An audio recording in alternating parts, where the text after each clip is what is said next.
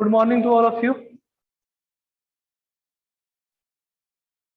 वापस से अपने केमिस्ट्री में आ चुके हैं ना, साइंस में केमिस्ट्री वाले पोर्शन में आ चुके हैं। और अगर अपन लेटेस्ट न्यूज़ की बात करें सीबीएसई से, तो अपने टर्म 1 में चैप्टर नंबर फर्स्ट, सेकंड और थर्ड है ना। टोटल केमिस्ट्री में चैप्टर कितने हैं अपने पास? 5। 5 में से कौन कौन से टर्म 1 में आ रहे हैं? First, second and third.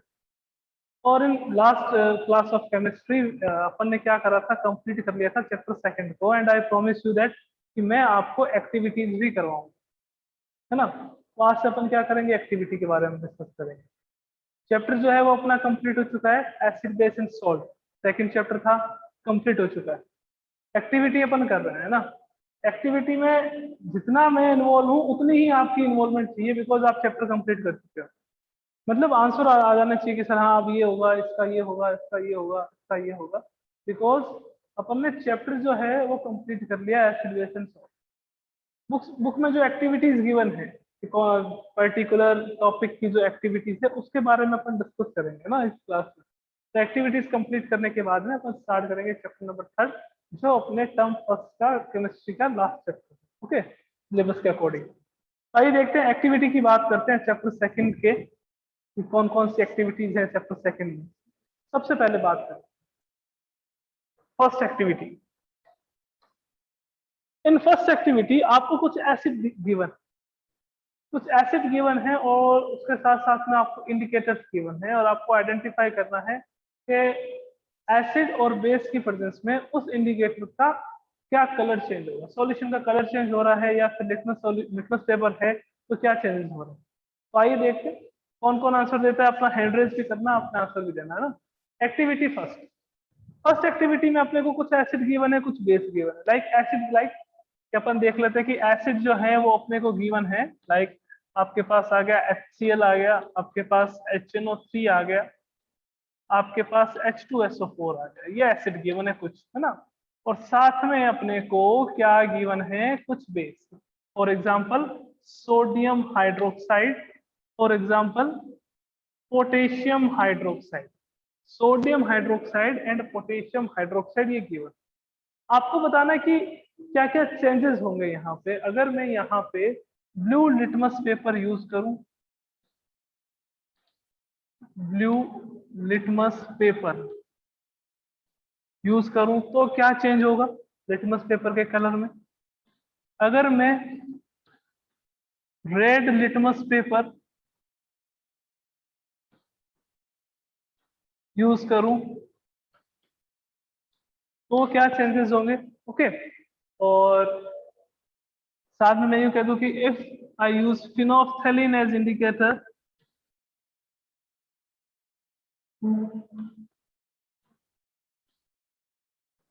Phenolphthalein use करूं एज ए इंडिकेटर तो क्या चेंजेस होंगे। And if I use methyl orange as a indicator then what will be the changes, है ना। आपके पास क्या है, एसिड है, HCl है, नाइट्रिक एसिड है, सल्फ्यूरिक एसिड है। बेस में आपके पास सोडियम हाइड्रोक्साइड है और क्या है, पोटेशियम हाइड्रोक्साइड है। और आपको बताना है कि क्या क्या चेंजेस होंगे यहाँ पर, है ना। कि अगर आप यूज करते हो ब्लू लिटमस पेपर तो क्या चेंजेस होंगे, अगर आप यूज करते हो रेड लिटमस पेपर तो क्या चेंजेस होंगे। देखो कुछ हैंडरेज हैं, आंसर ले लेते हैं बच्चों से अपन। HCl, HNO3, H2SO4, है ना, ये एसिड हैं। और एसिड क्या करते हैं, एक बात आपको पता होगी कि एसिड जो है वो ब्लू लिटमस पेपर को किसमें कन्वर्ट कर देते हैं, रेड में। ब्लू लिटमस पेपर को किसमें कन्वर्ट कर देते हैं, रेड में कन्वर्ट कर देते हैं। ओके, और अगर मैं बात करूं बेस की, मैंने बेस की डेफिनेशन आपको जब बताई थी, मैंने कहा आपको क्या दिमाग में बात रखनी है अपने कि दैट बी कि sir what is the B for base, B for bitter, B for blue. Base जो है वो बिटर होंगे और क्या होगा, कलर उसका ब्लू होगा। तो ब्लू होगा तो ब्लू लिटमस पेपर को कोई चेंज नहीं करेगा, एज इट इज रहेगा, ठीक है ना। रेड लिटमस पेपर की बात करते हैं तो एसिड जो है वो रेड लिटमस पेपर में कोई चेंज नहीं करता, बिकॉज ब्लू को ही जब ये रेड में कन्वर्ट करेगा तो ऐसा नहीं है कि रेड को वापस ब्लू में कन्वर्ट कर देगा। ये क्या कर सकता है, ओनली ब्लू लिटमस पेपर को रेड लिटमस पेपर में कन्वर्ट कर सकता है, रेड लिटमस पेपर को ब्लू में कन्वर्ट नहीं कर सकता। बेस जो है वो क्या चाहता है कि लिटमस पेपर को क्या करे, वो ब्लू करे, तो ब्लू को तो ब्लू ही रखता है और रेड को भी किसमें कन्वर्ट कर देता है आपके पास ब्लू कलर में, है ना।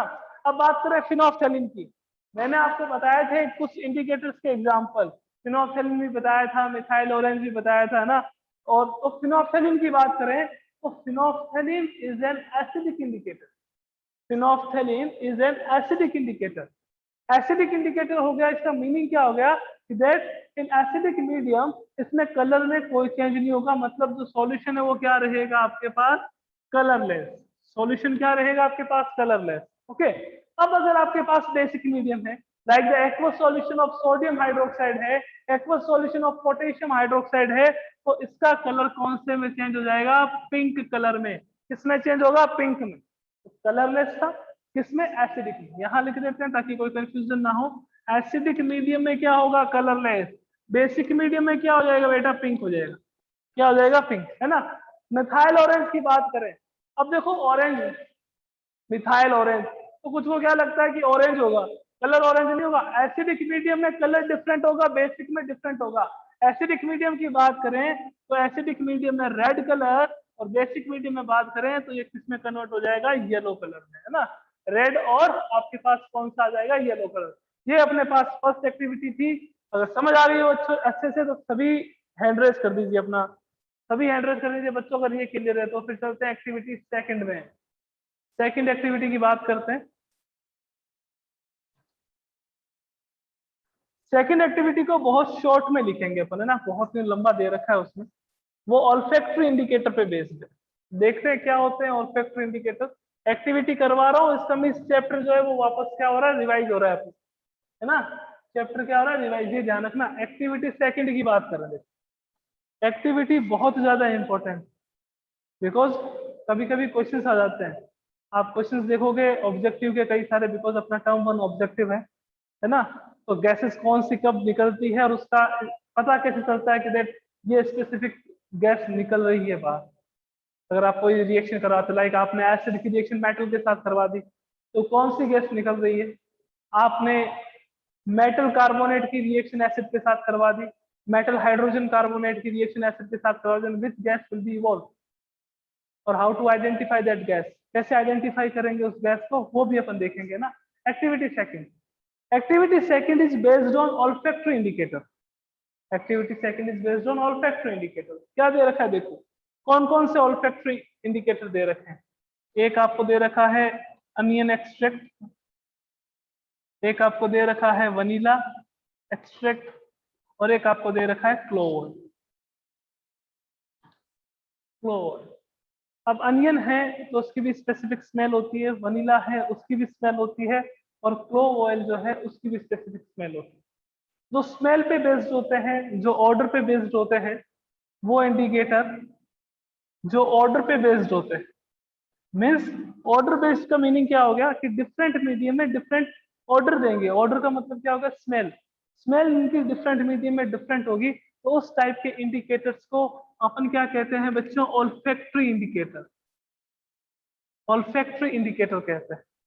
अब एक्टिविटी में क्या गिवन है, एक्टिविटी में ऐसा कुछ गिवन है कि आप एक प्लास्टिक बैग लीजिए, उसमें कुछ ऑनियन के पीसेस डालिए, अनियन के पीसेस डालिए, उसमें क्लॉथ स्ट्रिप डालिए, उसको देखिए उसमें क्या ऑब्जर्वेशन हो रहा है। तो अपन सीधा ही कर लेते हैं, कोई टेंशन ही नहीं है कि अगर आपके पास एसिड के साथ मिक्स करते हो या अपन बेस के साथ मिक्स करते हो तो क्या होगा। एसिड के साथ अगर मिक्स करते हैं, चाहे आप अनियन ले लीजिए, चाहे वनीला ले लीजिए, चाहे क्लोव ऑयल ले लीजिए, there will be no change in the odour और smell. There will be no change in odour और smell of the indicator, of the indicator, है ना। इंडिकेटर की स्मेल में कोई चेंज नहीं होता। ऐसा मत कर लेना कि सर हमने तो एसिड को पहले स्मेल करा, एसिड को नहीं करना सर। अपने को क्या करना है, जो ये इंडिकेटर यूज कर रहे हैं, इन इंडिकेटर का ऑर्डर देखना है कि क्या चेंज हो रही है नहीं। अगर इनकी ऑर्डर चेंज हो रही है देन ये सारे आपके पास बेस, और अगर इनकी ऑर्डर में कोई चेंज नहीं हो रहा है, इनकी स्मेल में कोई चेंज नहीं हो रहा, then all are the acids. Like अगर आपके पास HCl यूज करते हो तो नो चेंज होगा, लाइक HNO3 यूज करते हो तो नो चेंज होगा, लाइक एसिटिक एसिड यूज करते हो तो भी आपके पास क्या होगा, नो चेंज होगा। तो in each and every condition, या यूं कह सकते हैं in presence of each and every acid the smell और order of onion, vanilla and clove oil will be not change. But अगर अपन बात कर लेते हैं बेस की प्रेजेंस में, बेस की प्रेजेंस में अगर देखें तो सबकी स्मेल डिसअपियर हो जाती है, या यूं कह सकते हैं डिमिस्ड हो जाती है। सबकी स्मेल क्या हो जाती है, आपके पास गायब हो जाती है। चाहे अनियन की ले लीजिए, चाहे वनीला की ले लीजिए, चाहे क्लोव ऑयल की ले लीजिए। ये अपने पास कौन सी एक्टिविटी थी, activity second, which is based on the olfactory indicators। तो अगर अपन देखें what are the olfactory indicators, that indicators which give different odor or different smell in different medium। Acidic medium और बेसिक मीडियम में जो different smell या different order देता है उसको अपन क्या कहते हैं, olfactory indicator कहते हैं। ओके,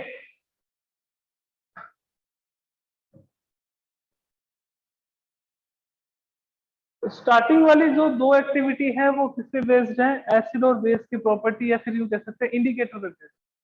क्योंकि फर्स्ट टॉपिक अपने पास क्या आता है, इंडिकेटर ही आता है, that chemical substance which gives different colour और different order in different medium, है ना। अब अपन चलते हैं थर्ड एक्टिविटी पे।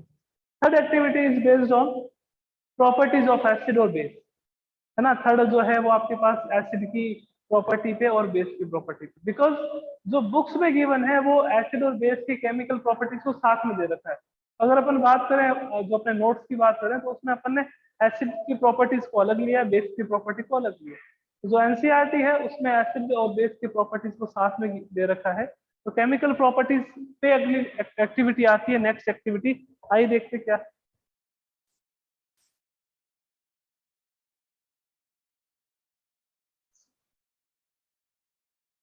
नेक्स्ट एक्टिविटी की बात कर लेते हैं।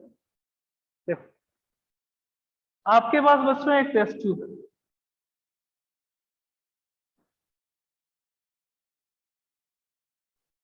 ओके।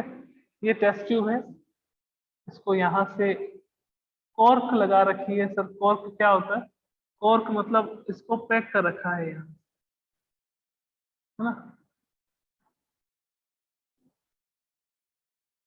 इसमें क्या प्रेजेंट है, देखो in this test tube dilute H2SO4 is present. Important question बनता है यहां से, ये भी ध्यान रखना।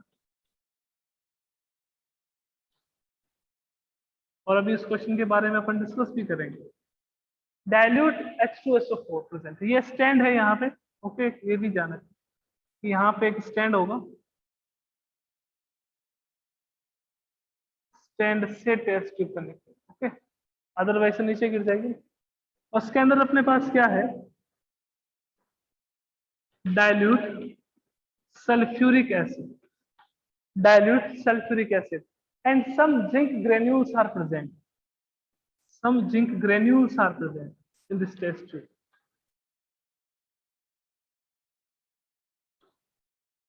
zinc granules are present, okay. यहां से एक और ट्यूब जो है वो अपन ने पास आउट कर, कि सर ये कॉर्क का क्या यूज है, उसका यूज भी बता देंगे अभी आपको, कॉर्क का क्या यूज।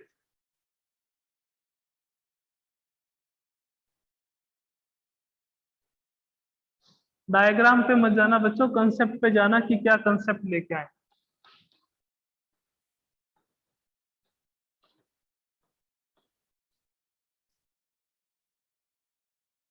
ये कनेक्टिंग ट्यूब है, ओके। जो भी प्रोडक्ट यहाँ पे, जिस भी प्रोडक्ट का फॉर्मेशन हो, if any gas is evolve, then gas क्या होगी, यहाँ से पास आउट हो जाएगी। और कोई और अगर प्रोडक्ट का फॉर्मेशन हो रहा है तो वो यही रहेगा। Means if in this reaction any gas is form, then gas will be come through this pipe, okay. और यहाँ पे एक कैंडल, कैंडल को अपन थोड़ा सा कैंडल के जैसे ऐसे बना देते हैं कि ये यहाँ पे आपके पास क्या है, कैंडल है, ओके। ये कैंडल है। अब आपको पूछा है कि अगर किसी टेस्ट ट्यूब में आपके पास क्या प्रेजेंट हो, कि डाइल्यूट H2SO4 प्रेजेंट हो, या कैसे जिंक ग्रेन्यूल है उसमें अपने डाइल्यूट H2SO4 मिक्स कर, डाइल्यूट H2SO4 ऐड करने पर what will be happen in the test tube. Test tube में क्या होगा ये आपको पता। तो देखिए अपने पास क्या प्रेजेंट है, zinc granule. Zinc is a sir, zinc is a metal. Dilute H2SO4 is a sir, dilute H2SO4 is a acid, है ना। मीन्स आप क्या कर रहे हो, मेटल प्लस एसिड की केमिकल रिएक्शन करवा रहे हो, मेटल प्लस एसिड की केमिकल रिएक्शन करवा रहे हो। And you know that when any metal react with dilute acid then it forms salt and hydrogen gas। तो ये किसका फॉर्मेशन करेगा बच्चों, ये करेगा सॉल्ट का, और प्लस क्या इवॉल्व होगी यहाँ से H2 गैस इवॉल्व होगी, हाइड्रोजन गैस इवॉल्व होगी। कि सर H2 गैस जो इवॉल्व हो रही है यहाँ पे एसिड की ध्यान में रखना बच्चों, डाइल्यूट एसिड, डाइल्यूट एसिड। अब हाइड्रोजन गैस इवॉल्व हो रही है, ये कैसे पता आपको कि sir how you do you know that gas is hydrogen gas. तो कैसे पता चला, देखो मैंने कहा आपने इस टेस्ट ट्यूब में क्या करा, डाइल्यूट H2SO4 लिया और साथ में क्या लिए, जिंक ग्रेन्यूल लिए। ये जिंक ग्रेन्यूल, ये जिंक ग्रेन्यूल लिया आपने, जैसे ही रिएक्शन करवाया तो as you know that zinc is reactive metal than, reactive metal than hydrogen. Zinc is reactive metal than hydrogen. तो जिंक क्या कर सकता है, हाइड्रोजन को उसके कंपाउंड में से डिस्प्लेस कर सकता है, हाइड्रोजन को उसके कंपाउंड में से क्या कर देगा, डिस्प्लेस कर देगा। अब डिस्प्लेस करेगा तो देखो रिएक्शन क्या होगी कि zinc react with H2SO4 and form zinc sulphate plus H2 gas, plus H2 gas. तो यहां से H2 गैस आएगी और H2 गैस यहाँ पे कैंडल का वर्क कैसे होगा कि जैसे ही इस कैंडल की लाइट के कांटेक्ट में आएगी तो पॉपअप साउंड आएगा। तो पॉपअप साउंड अगर किसी गैस का आ रहा है तो वो कौन सी गैस होगी अपने पास, हाइड्रोजन गैस। अगर पॉपअप साउंड आ रहा है तो आपके पास कौन सी गैस होगी, यहाँ पे हाइड्रोजन गैस। क्लियर है बात कि अगर आपको यूं कह दे कि if metal reacts with dilute acid then it forms salt and liberate a gas with a pop-up sound, then gas will be hydrogen, oxygen, carbon dioxide, carbon monoxide. And what will be your answer? Your answer is hydrogen because specified क्या कर रखा है बच्चों कि pop-up sound आता है। कौन सा साउंड आता है, पॉपअप साउंड। तो अगर कभी कोई गैस पॉपअप साउंड के साथ बाहर निकलती है तो उस समय, उस टाइम पे क्या होगा बच्चों की हमेशा हाइड्रोजन गैस। ओके, अच्छा question. when any metal, any reactive metal react with dilute acid then it forms salt and liberate a gas या evolve a gas with a pop-up sound या with this pop-up sound। so what will be the gas, what will be the gas, कौन सी gas होगी यहाँ पे, H2 gas होगी, hydrogen gas. what will be the reaction of this gas, sorry this reaction क्या होगी इसकी, metal plus dilute acid, salt plus hydrogen gas. अब metal कौन सी है वो आप देख लीजिए, जिंक है तो zinc plus H2SO4 ZnSO4 plus hydrogen gas क्या होगी यहाँ पर इवॉल्व। ओके, समझ आया हो तो फिर जल्दी से एक बार हैंड रेज कर दीजिए, फिर चलते हैं अपन नेक्स्ट एक्टिविटी 4। अब क्लियर है तो जल्दी से जल्दी जल्दी जल्दी जल्दी करें, फिर अपन एक्टिविटी 4 पे चलते हैं। मजा आएगा बहुत, एक्टिविटी अपन करेंगे ना बच्चों तो सारे कंसेप्ट अभी तक तो क्लियर थे, अब और ज्यादा क्लियर हो जाएंगे। एकदम क्लियर नहीं होंगे, एकदम क्लियर का मतलब क्या होता है, दिमाग से सारी बातें निकल जाना, एकदम नहीं निकालना है अपने को, डाउट्स क्लियर करने हैं कि sir how we know that कि हमेशा यहाँ पे जो गैस बाहर निकलती है वो हाइड्रोजन होती है, ये अपने को कैसे पता चलेगा, ये इस एक्सपेरिमेंट से पता चलेगा। ओके चलिए नेक्स्ट आप बताओगे मेरे को। ओके नेक्स्ट जो है वो आप बताओगे कि क्या हो रहा है। अगर मैं यूं कहूं कि ये डाइल्यूट H2SO4 ही है आपके पास, H2SO4 नहीं यहाँ पे, चलो कुछ अलग ले लो। एक्टिविटी 4 की बात करते हैं ना, 2.4 एक्टिविटी नंबर 4। अगर आपको ये कह दिया कि जैसे ये आपके पास सेम एक्सपेरिमेंट के जिंक ग्रेन्यूल्स प्रेजेंट है, ठीक है ना, एक आपके पास कनेक्टिंग ट्यूब है, यहाँ पे साथ में आपके पास ऑफ सॉल्यूशन है, यहाँ पे आपके पास कैंडल है और साथ में आपके पास यहाँ पे base sodium hydroxide. Then what will be happen in this reaction in this test tube. इस टेस्ट ट्यूब में क्या होगा कि अगर आपके पास zinc granule is present with the sodium hydroxide. Zinc granule is present with the sodium hydroxide. Okay चलिए देखते हैं इसका क्या होगा। देखो कुछ मेटल्स ऐसी होती है बच्चों जो एसिड के साथ भी रिएक्शन करती है बेस के साथ। some metals like sodium some metals like zinc, aluminium can react with both acid and base। दोनों के साथ रिएक्शन कर, दोनों के साथ रिएक्शन करेगा, सेम प्रोडक्ट बनाएगा यानी कि salt plus H2 if any acid or any base react with metal। अब कौन सी मेटल होगी, जिंक जो है वो दोनों के साथ रिएक्शन कर सकती है, एल्यूमिनियम जो है वो दोनों के साथ रिएक्शन कर सकती है, and that metals which can react with acid as well as base known as amphoteric metal. इसको अपन क्या, एम्फोटेरिक, है ना, ये ध्यान रखना। Other what will be the example, what is the example of amphoteric metal, then zinc and aluminium.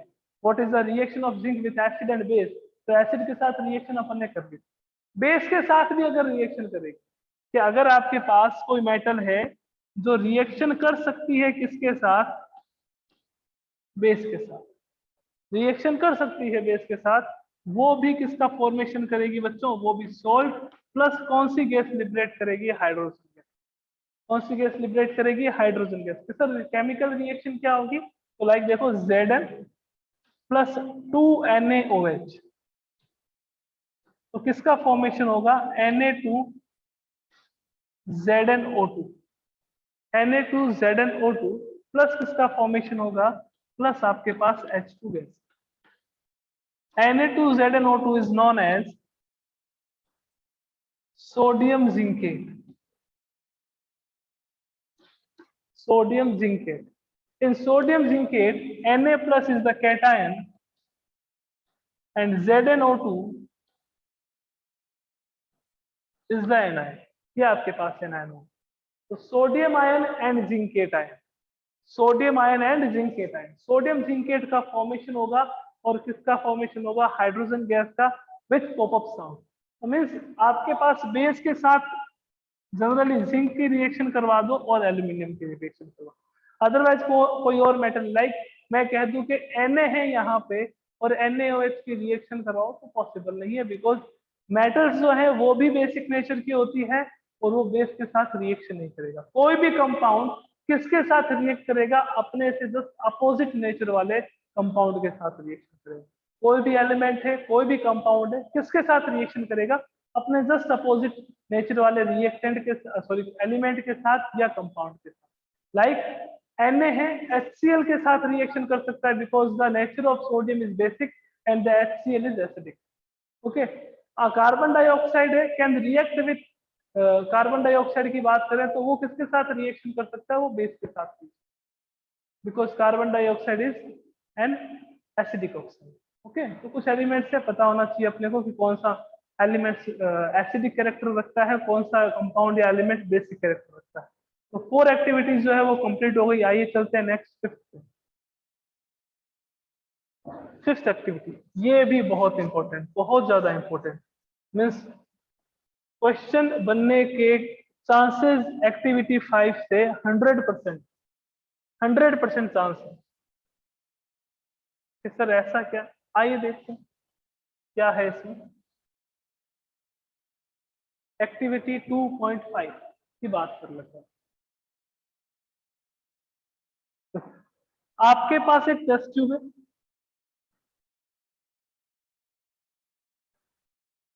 ना, इस टेस्ट ट्यूब में स्मॉल अमाउंट में आपके पास क्या प्रेजेंट है, चाहे मेटल कार्बोनेट ले लो या metal hydrogen carbonate, metal carbonate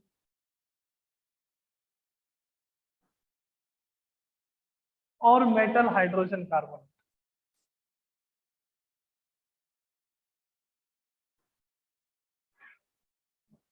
metal hydrogen carbonate. Okay, test tube है ये, तो इसको अपने को स्टैंड से तो रखना ही पड़ेगा, है ना, अदरवाइज गिर जाएगी और दिक्कत हो जाएगी अपने पास। ये स्टैंड से इसको अटैच कर दिया। ओके, यहाँ पे कॉर्क तो होगी, बिकॉज हो सकता है ना कि रिएक्शन में किसी गैस का फॉर्मेशन हो, अब गैस का फॉर्मेशन होगा तो अपन आइडेंटिफाई नहीं कर पाएंगे और गैस बाहर निकल जाएगी। तो इसको अपन क्या कहते हैं, कॉर्क कहते हैं। मीन्स अगर कोई गैस बाहर निकल रही है तो वो गैस बाहर ना निकले, ऑब्जर्व कर सके उसको कि कौन सी गैस है, और अपने को कैसे पता चलेगी। देखो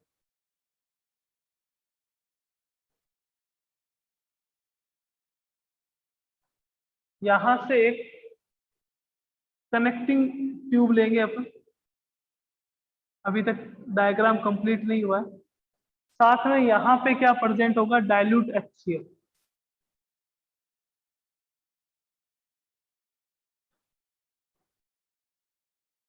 डाइल्यूट HCl, ओके। मैं आपसे पूछने वाला हूँ, है ना, एनसीईआरटी को पास में मत रखना, अपने नॉलेज के बेसिस पे आपको आंसर देना। ओके, तो आपके पास क्या है, देखो डाइल्यूट HCl ले लिया। एक और मैं यहाँ पे टेस्ट ट्यूब लेता हूँ,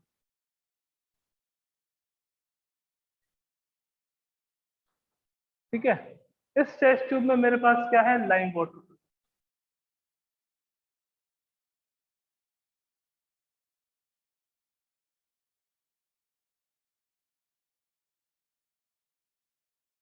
क्या प्रेजेंट है मेरे पास,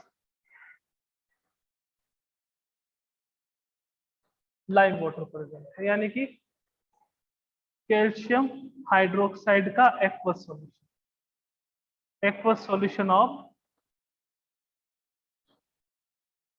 calcium hydroxide, aqueous solution of calcium hydroxide present है। और इसको मैंने कनेक्ट कर दिया इससे,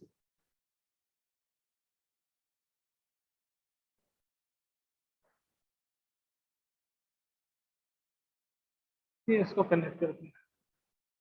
यहाँ पे भी अपन ने एक कॉर्क लगा दिया, ओके।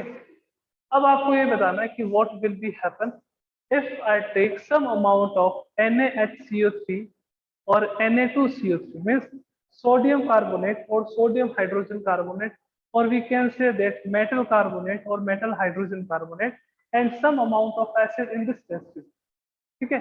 केमिकल रिएक्शन होगा, केमिकल रिएक्शन होके क्या होगा इस लाइम वाटर के साथ, what will be happen with this lime water.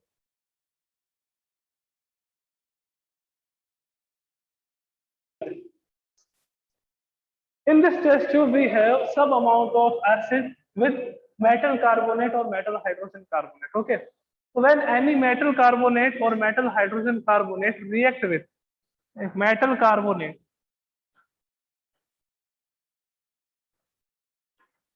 or metal hydrogen carbonate,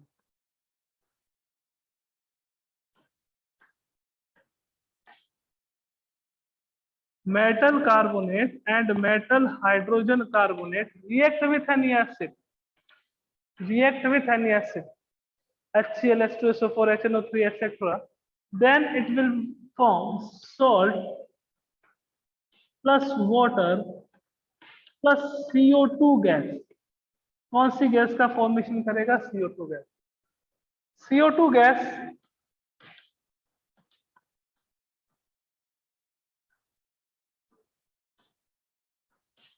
brisk एफरसेंस के साथ बाहर निकलती है। सर इसका मीनिंग मीन्स बहुत ज्यादा बबल्स का फॉर्मेशन होता है, बहुत ज्यादा बबल्स का फॉर्मेशन होता है। तो कोई गैस जो है बहुत ज्यादा बबल्स का फॉर्मेशन करते हुए बाहर निकले तो वो हमेशा कौन सी गैस होगी, वहां पे कार्बन डाइऑक्साइड गैस होगी। ओके, अब देखो यहाँ पे क्या होगा कि अगर आपके पास फ्लाइंग वाटर प्रेजेंट है तो अगर ये गैस जो है CO2 गैस यहां से इस दूसरी टेस्ट ट्यूब में आ रही है बच्चों, इस दूसरी टेस्ट ट्यूब में आ रही है, तो ये क्या करेगा, ये कैल्शियम लाइम वाटर को क्या कर देगा, मिल्की कर देगा।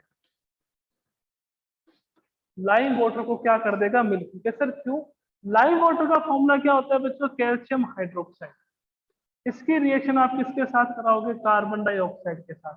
तो किसका फॉर्मेशन होगा, CaCO3 कैल्शियम कार्बोनेट, ओके।